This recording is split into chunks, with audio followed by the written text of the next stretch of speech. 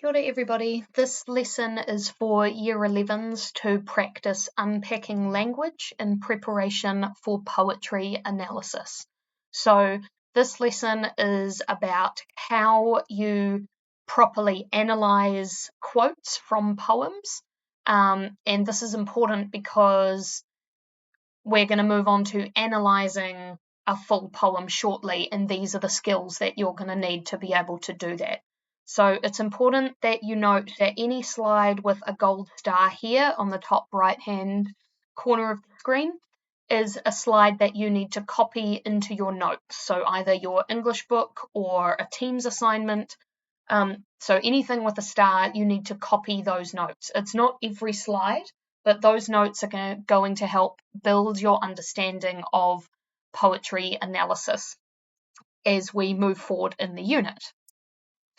So this particular lesson is going to teach you how connotations of language are used in poetry. So a connotation of language is when a word feels a certain way. So the difference between a warm, sunny day and a hot, sweltering day. So technically, those two examples mean that the day looks the same, but the feeling is different. A hot, sunny day implies that that's enjoyable, and a sweltering day implies that it's uncomfortable. So the language that we use changes the tone of how we feel about that language. And we're also going to cover how to unpack language of quotes to properly show meaning. Now that includes language features or language techniques. Now that's important because your ability to do this shows that you know how different types of language creates meaning, which is actually what NCEA Level 1 requires. So when we end up talking about essay writing and your exams, that's what you need to demonstrate, is how you understand that language shows meaning. So for this, it's in the context of a particular poem that we are studying. So we have covered this already. However, if you were away on the day that we did this, I suggest you pause the video so you can write these down in your notes. These are key techniques in the poem A Negro Speaks of Rivers. Key techniques are otherwise known as language features or language techniques. These are the 6 that we are going to need to be familiar with for this particular poem. So if you don't have these in your notes, you need to pause the video and copy these down now. 6 different language features. And it's okay if you don't know the meanings really well. You will get very familiar with them as we analyze the poem later on. So the process of unpacking quotes, how does this actually work? So this has a star, so you're going to need to copy the slide down. When unpacking language in a quote from a text, so whether that's a poem or a novel or a short story, you need to answer these 3 questions when you're unpacking that quote. Firstly, what is the quote showing? Secondly, how is the quote showing this? And thirdly, why is the quote showing this? So those are highlighted for a particular reason. So you need to highlight them in your notes as well. The colors can be the same or different. It doesn't matter. So when you have a quote and you answer these 3 questions, what, how, why, this will ensure that you clearly explain how language is used to create meaning in an essay, and that's key for NCEA Level 1. So this will all make sense soon as we go through this lesson. So make sure you pause here and copy down these notes for yourself. So let's take a look at an example. I'm going to explain to you how this what, how, why process works. So a quote from A Negro Speaks of Rivers that we're going to look at today is, "My soul has grown deep like the rivers." So that's in both lines 4 and 13 of the poem. So I'm going to show you how language creates meaning in this particular quote, in this line from the poem. So first of all, we need to ask ourselves what? What is the meaning of this quote? So you can say something like, this quote shows, okay? And in a sentence or two, you need to say what you think the quote actually means. So there's a star on the slide, so you need to pause the video and copy the slide into your notes.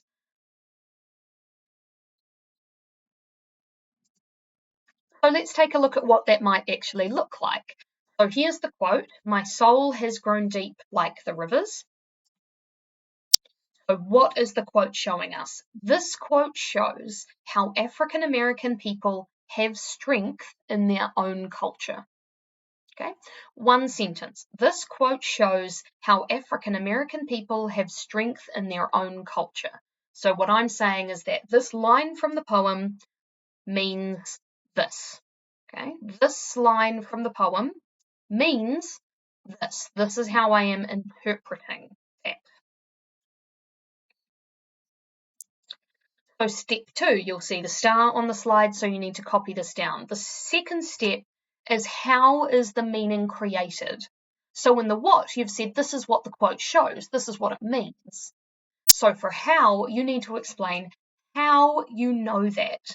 So you can say things like, the use of a language technique suggests da da da da da. So the use of a simile or the use of diction suggests. Or you can say the use of the word something something something shows. So if you're not going to use a specific language technique, you could use a word or a phrase from the quote. So this is where you write a sentence or two about how the language choices actually create that meaning. This is quite a tricky part because this is a step up from what you will have done in year 10.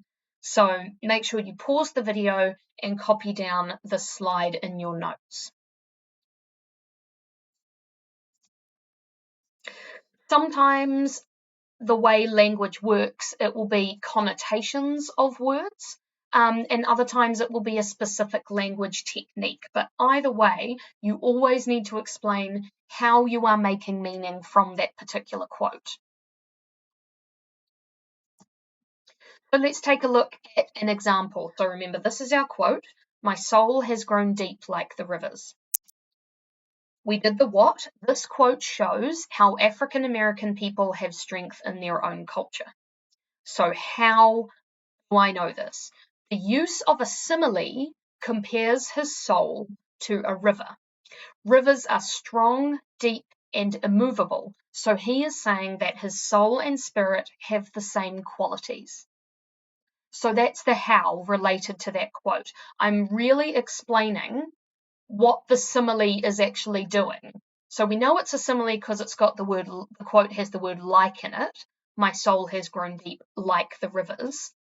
So I've explained how the simile actually gets us to think about strength in his culture, because rivers are strong and deep and can't be moved, can't be shifted. So if he's saying that his soul is like the river, he's saying that his soul is deep and strong and immovable. So our third step is why. And this is another step up again, and you need to copy down this slide because there's a star on it. So why is the meaning important? So what is the quote showing? How does the quote show it? And why is the meaning important? Why does this matter? Why does it matter that we understand this meaning? So you can say something like, this is important because. If you say this is important because, that's the base level of analysis, which is absolutely fine. You see, I've written achieved here. That's like achieved level analysis for NCEA. That's the minimum, what you need to do. You could also add, Langston Hughes helps the reader realize that. So what does he help us understand through this? That's merit level for the why, the merit level analysis, a little bit more detail, connecting to the author.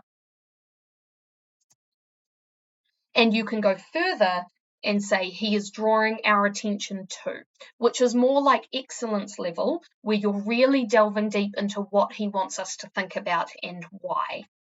So the why section of analysis discusses how the meaning links to the ideas in the poem and what it helps you understand about those. So remember, our key ideas are cultural identity and cultural dislocation. So in the why, you make a link to one of those ideas that come up in the poem.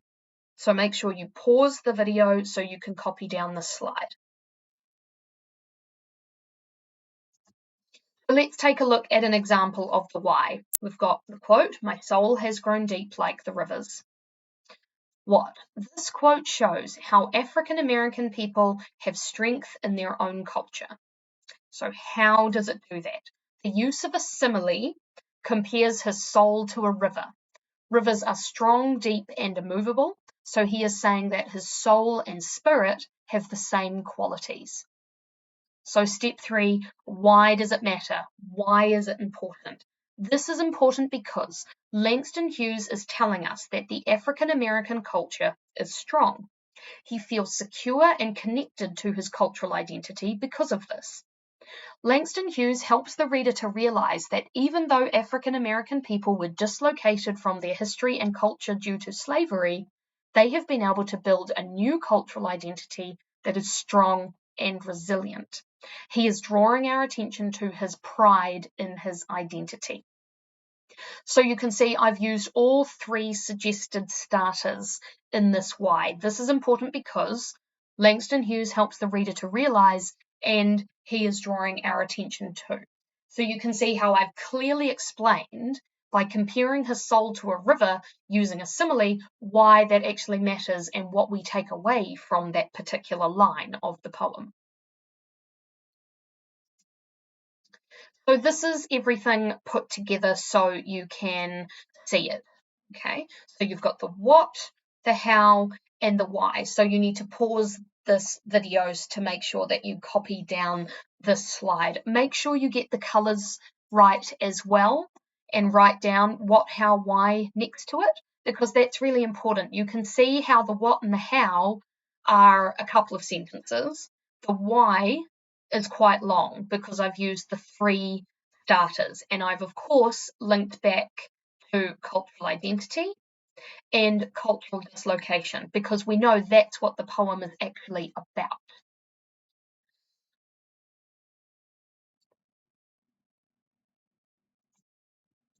So now it's time for you to have a go at practicing unpacking a quote. What you need to do is choose one of these quotes from the right-hand side and copy it down into your notes where you are working today.